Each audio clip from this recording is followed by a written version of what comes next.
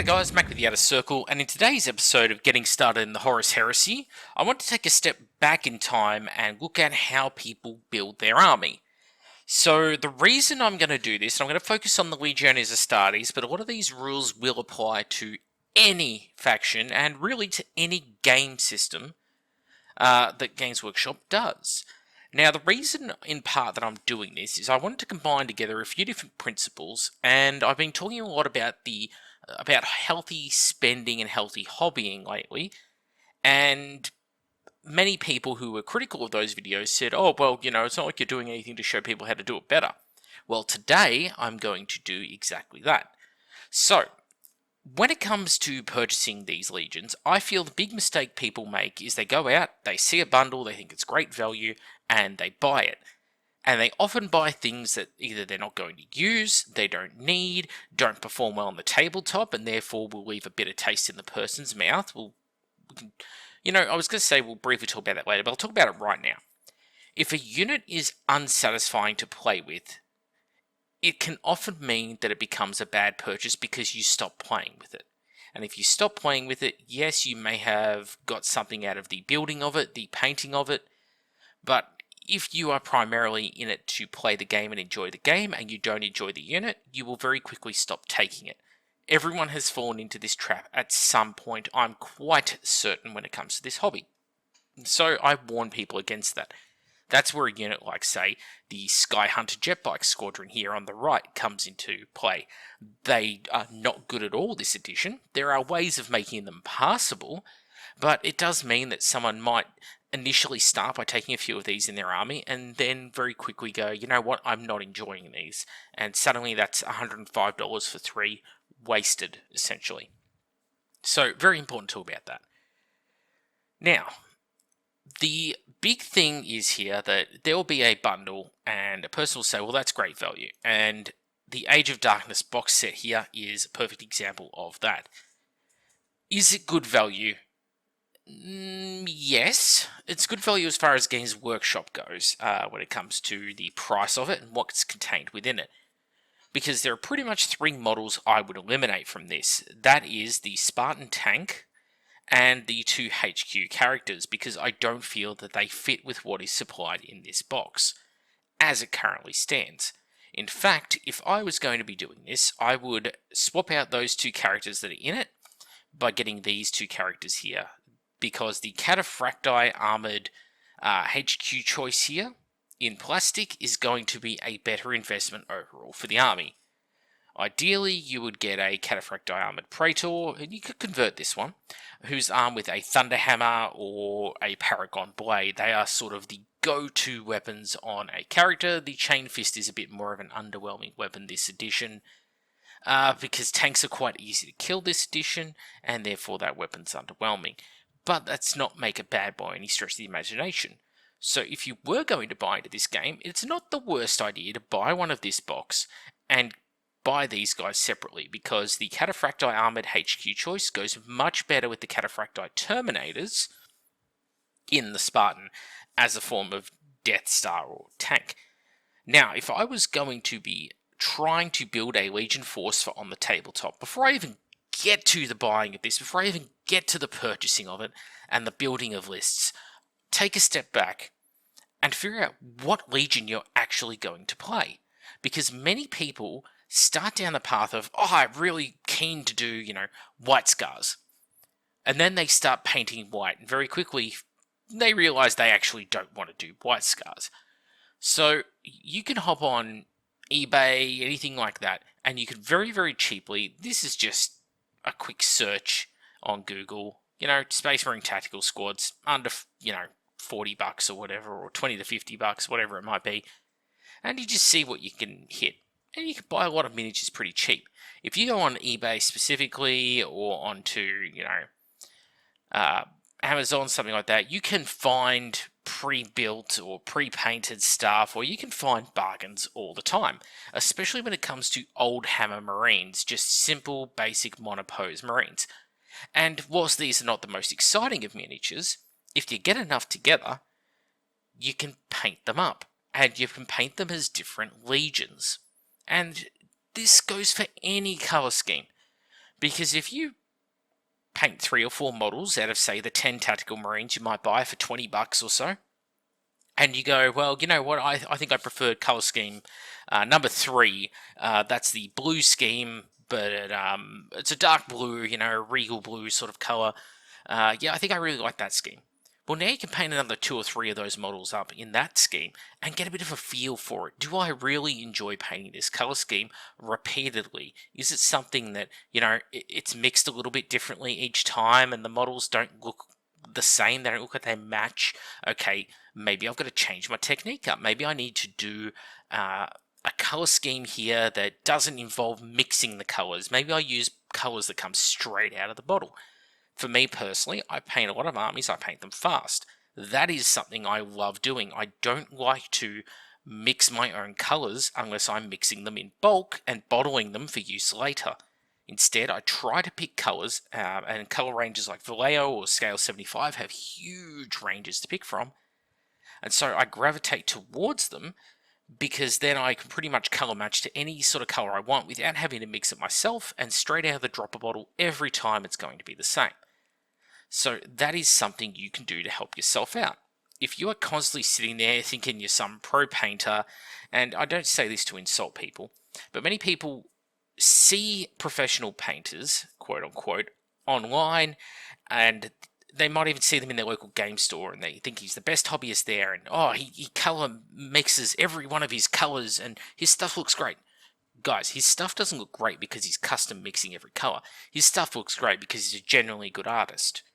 You do not need to mix every single colour. That is something that can come later, especially if you're using an airbrush or something to pre-shade with. If you buy your basic models, there is nothing stopping you from giving them a Chaos Black, matte black undercoat, and then getting a grey of some description, just a mid-tone grey, and then just spray painting them again, but from a 45-degree angle from above, and then painting your marines with a contrast paint. You're going to get an excellent foundational colour in there for quite an easy way. Something that any of you at home can do. So keep that in the back of your mind when it comes to these things. Make your colour schemes simple and make them consistent. Something you can easily knock together. If you're spending hours and hours and hours painting it, and it doesn't look any better than what you could do in 10 minutes, why did you spend hours and hours painting it? You're just going to draw out the process of painting and make it feel miserable for yourself. So those are some tips on painting and paint schemes. Now, if you're building an army and you have decided that, you know what, the colour scheme is tolerable, I like the colour scheme for my army, then that is great. But what army are you going to play? What legion are you going to play? Well, I could go down the route of, hey, if you know nothing about this game, just buy a generic force. And a generic force is where something like this Horus Heresy box comes in. If you know nothing about this game, and, well, this has got rules, it's got a rule book in there, it's got dice, it's got, measuring devices, even if they are incorrectly sized.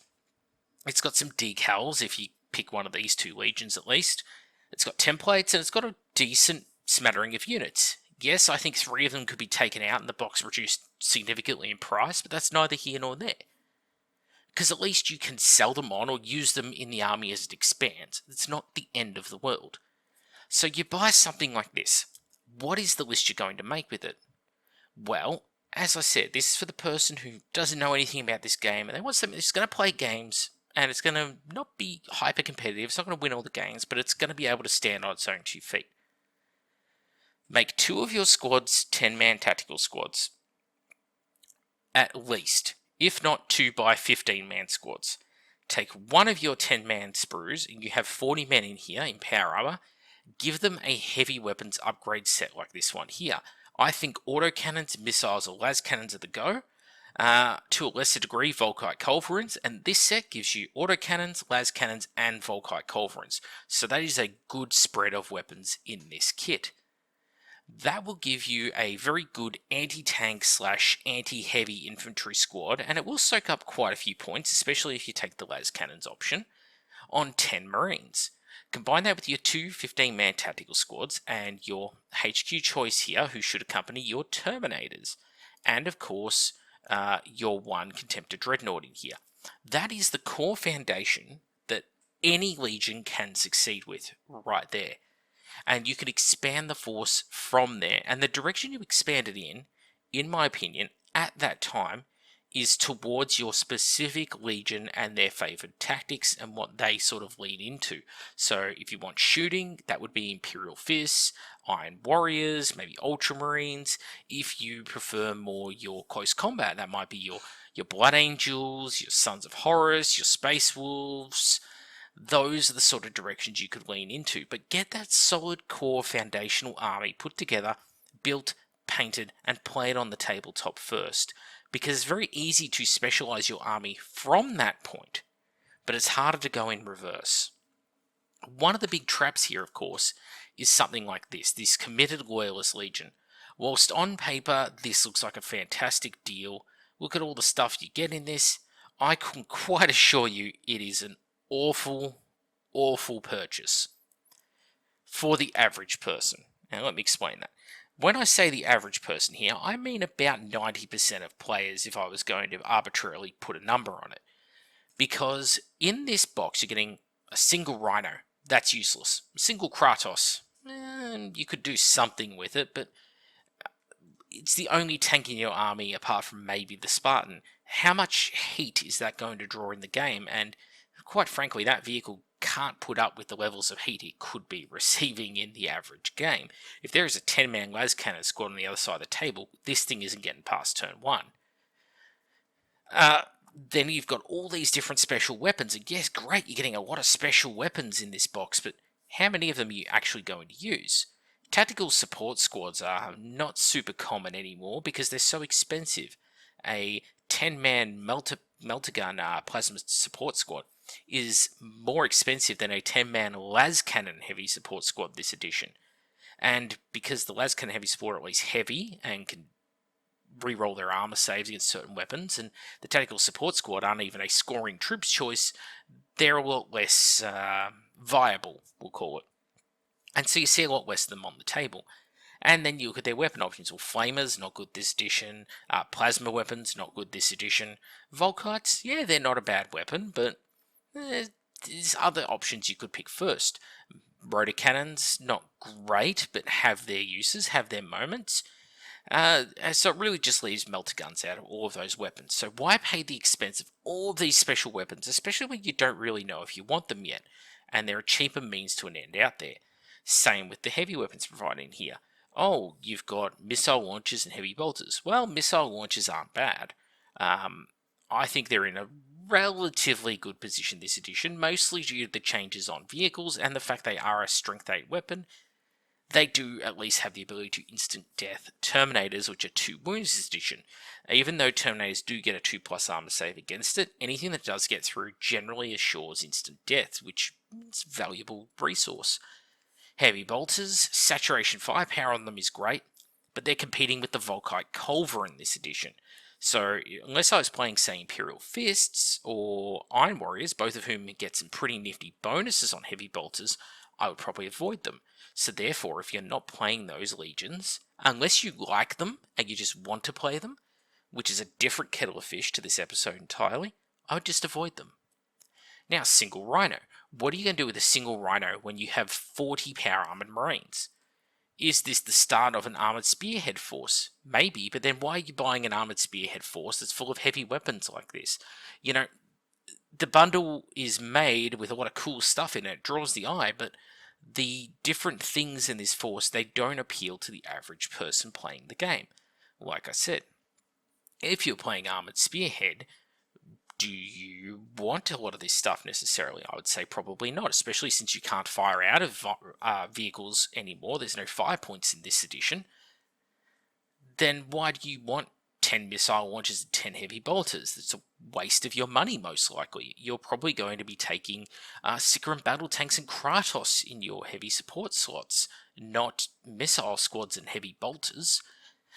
So that is something to just think about. When it comes to the book, well, you can buy it separately. You're not getting a discount in this bundle on the book. So once you've figured out what army you're going to play, what colour scheme you like, then you can buy your Liber Astartes book or your Liber Hereticus or whatever it might be. And this this set of rules that I've sort of spoken about in this episode, this equally applies to any force in the Horus Heresy. I would do this same thing even if I was buying Legio Custodes. I would buy a HQ, I'd buy my 2 troops. Okay, now I have the core of a working army. That means that at a minimum, I can play games. Build and paint those 3 units first, no matter what army you play, no matter what your experience level is. If you do those 3 things, you have made a playable army. That is a lot of fun. That is the good stuff, because now you can play with all the toys, all the cool stuff, bring it in. Do your trial and error at this point. Because no matter what, 2 troops in HQ is never a bad investment when it comes to building an army, because you're always going to need them, no matter what list you make, until you start getting to highly specialized rights of war, where maybe you're taking something like Pride of the Legion. Yeah, you might not be running 2 10-man tactical squads or 2 15-man tactical squads in that. No problem. That's, again, a different kettle of fish to starting out in this game. And I think many of the things I've actually spoken about today do apply to people who do have some experience in the game. How many people in your local community have you seen? They've been around for a while, they've been collecting the hobby for 5 years, maybe, something like that, and they buy an army, and then they don't really get far progressing through it, because maybe it's a pain in the ass to paint, maybe they don't enjoy playing it, whatever it might be. Well, apply these same rules to that situation. Instead of dropping all these dollars on a new Khorne Berserkers army or a Leagues of Votann army, get a couple of miniatures together. Maybe from that range, Games Workshop does a promotional miniature each month, usually based around whatever the main releases are. Get a couple of those promotional miniatures, trade them with a couple of people, maybe even ask the guy in the local store. You'll find that a lot of Games Workshop managers are generally pretty helpful. If you say to them, hey, I'm going to buy a bunch of Horus Heresy stuff from you, do you have some spare models that I could use as paint testers? Just 2 or 3 even. A lot of them are nice enough guys. They'll probably say, yeah, sure, no worries. And they'll just flick you a couple of spare sprues, okay, for your paint test.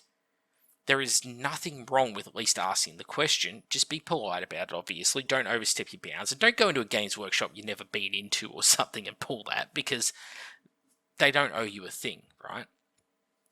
But apply these principles when you're creating an army. Get the feel for the paint scheme. Get the feel for, is this the color I want on the trim? It is such an overlooked thing. People think to themselves, because I know the psychology here, because I had it when I was younger, when I was, the impoverished teenager. The thought is, I don't want to waste a perfectly good miniature testing out a paint scheme. That's what people think. The problem is, if you don't waste that miniature to get your scheme right, or 3 miniatures or 5 miniatures, you could end up wasting an army. And that's a lot worse for your bottom line at the end of the day, okay? A lot worse for your pocket. So don't do it.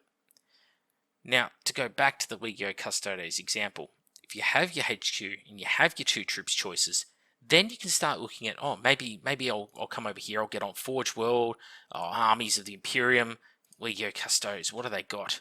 Okay, I've got my 2 5-man squads, what kind of cool stuff do you think I can put together for this particular force? So then you come on here and you're like, let's see, Orion dropship, that looks pretty cool. And then straight away I come over to you and I slap you and I go, no, don't do it. Because that's a hundreds of points, gigantic unit, and you've got 2 troops in a HQ. What are you doing?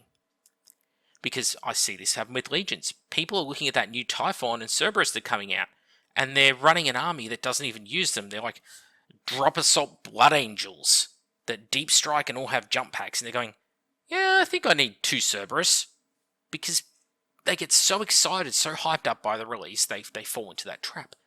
No, if I was building this Custodes army, and I go, alright, I bought maybe something like the Shield Captain, I bought 2 5-man boxes of Custodes, and I got myself, a pretty decent starting force.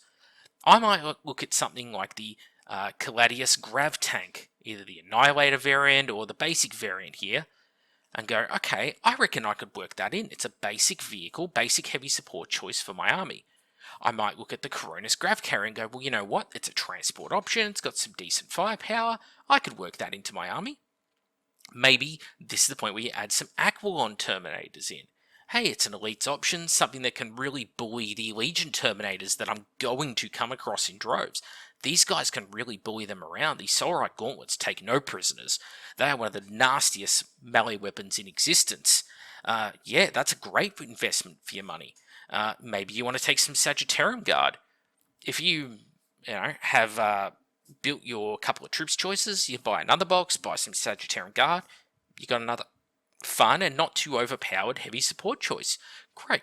There are lots of things you could do. You might add the Contemptor Achilles, you might add the Contemptor Galatus, you might add some Venatari or Gear Falcon Jetbike, but the very last thing you should be doing is buying either of these two big expensive gunships, and that goes doubly for Legion players who get suckered into it worse. Because at least Custodes cost so many points that, at least the people using them will generally, restrain themselves and save those points for other things. Legion players have no qualms about taking a Fellblade and 2 tactical squads and calling it a balanced army. Ask me how I know. So these are the things to keep in the back of your mind when you build an army. Same pitfalls apply to the Mechanicum and the Solar Auxilia. Solar Auxilia players, you start out with Baneblades. What are you doing to yourself? You need to look at your infantry. The heart and soul of any Solar Auxiliary army is going to be the infantry. It's going to be probably infantry tercios. So get those, get your HQ choice, get that painted, get that playable, and then enjoy your army on the tabletop and actually be getting out and playing games on the weekends, especially if you've got responsibilities in life. Have a go of them. And then, when you've got time up your sleeve, hey, maybe I'll buy myself a Baneblade down the line. Anyway, that's it for me. I'm Mac with the Outer Circle. I know we covered quite a few things in today's video topic, and if people want further clarification, please let me know in the comments below. I'm happy to make specific targeted videos on the individual subjects, but I want to create just a quick source for all the sort of things I've been talking about and put it in one spot as a part of helping you make better and smarter purchases in your hobby, assuming you buy directly from Games Workshop. Anyway, that's it for me, and I'll catch you all on the next episode.